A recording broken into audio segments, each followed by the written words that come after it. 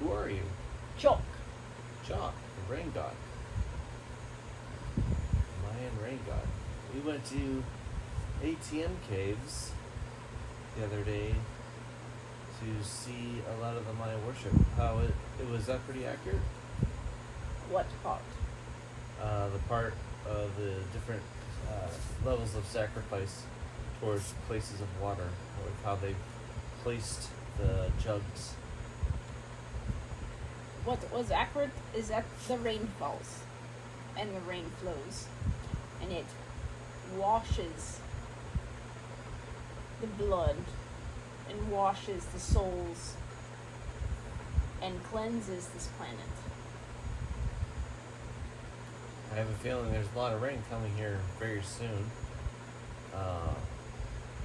How are you involved with the rain? When the rain falls, those are my tears. So, if the rain falls, I am involved. They're your tears. Who are you crying for? Is it a sadness or happiness? It depends on the mood. But remember, you can cry from joy, you can cry from any emotion. It is not just sadness that you can cry from. It is an overwhelming emotion for today and the now that you might cry. And from that you cleanse your soul, and I can cleanse this region. How did you become Chaac the rain god to the Maya? How? I don't understand that question. Were you always in charge or influencing the rain in this region even before the Maya? My life has been in this region, and that is what I know. Will my life not be in this region? Perhaps, if the earth no longer exists. But until the earth no longer exists, this is my destiny. And do you work with, or know, or talk with Kukulkan, Insomna, and Ishil? All energies speak. We are all in a region, just like you are here speaking. So yes, we all can communicate like the wind. How often do you communicate with them? Every time the wind blows.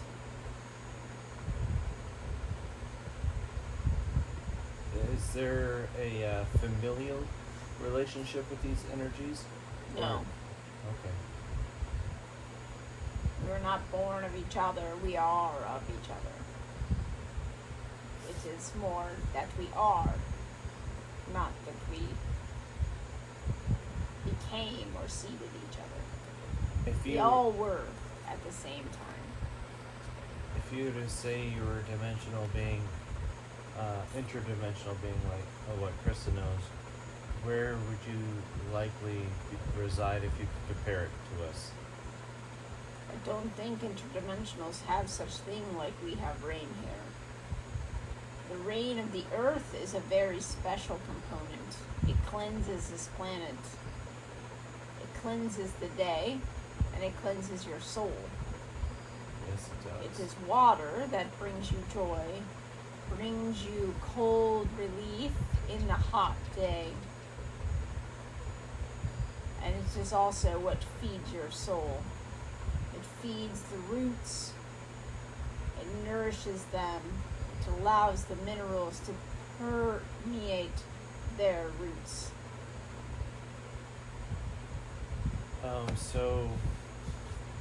The guide, when we went to ATM, said that one of the theories that the Maya had to disperse is because of a several-year drought. Is that true? There were droughts, yes. Did it eventually just cause the Mayans to to disperse because they couldn't. That is not always the case, no. Okay, so some. So yes, they moved with the times, they moved with the fields, they moved with the rain. That is meant to cause movement. If I do not tell you where you need to go, how would you know where to go? I agree with you. It just occurred to me that you were helping them go where they needed to go. Exactly, it is the path. But not all follow the path, and then they can perish. But that is not the only reason, and it is not the only way. At that time, there were other forces at play, other cultures, other people. And those also caused the movement of the Maya. Yeah, that makes sense. Is there, in your knowledge, a Magna Carta kind of thing that the modern day people could find to really help understand their ancient past? Kind of like we've figured out all the stuff in ancient Sumeria and stuff like that through the Magna Carta and other written records. They are starting to figure it out from the belongings that they are being found. And the more the rain flows soon, the more will be found because it will be washed up. And they will then realize there's more to know. But that is not the only way to know something is from a rebel of the past. You can connect like you are doing now. And that can also provide you answers to questions that you want to ask. Can you give us kind of the overarching history of the rise and fall of the Maya? Like, tell us what really happened from beginning to end? Or is that not yours to tell? They are a people that were prosperous. They were so prosperous, the land gave them fruits. The people grew.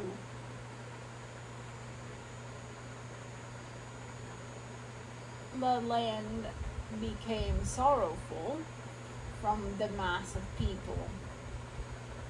And they did not heed all the warnings of where they needed to move to because they were settled and they had forgotten their roots of traversing this land.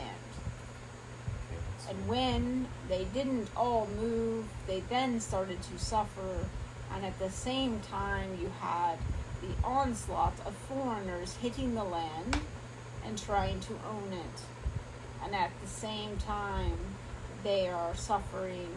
They would rather be slaves to the new folks who have food and are bringing it about than to own their own future and the sovereignty of their souls and bring that through. But all that to say, the Maya were not perfect people. They were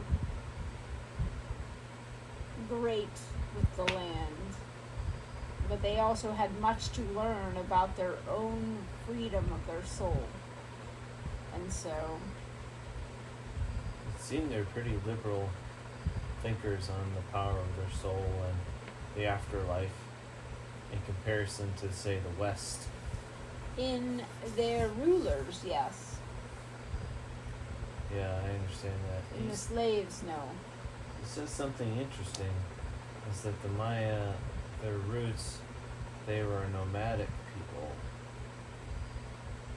They moved often.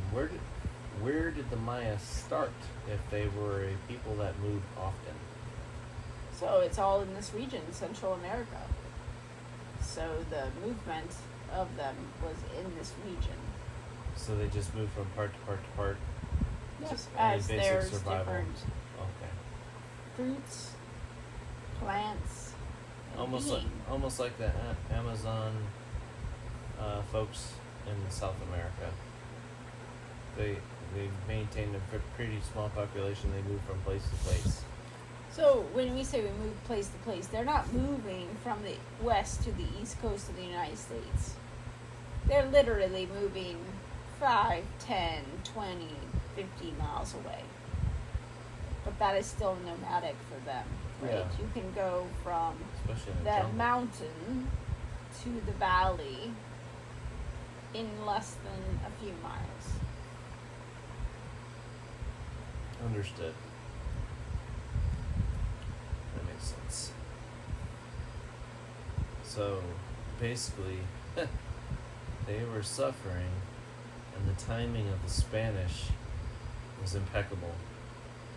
And they were hungry and hurting, and so they decided to throw their lots in with the Spanish. That's basically...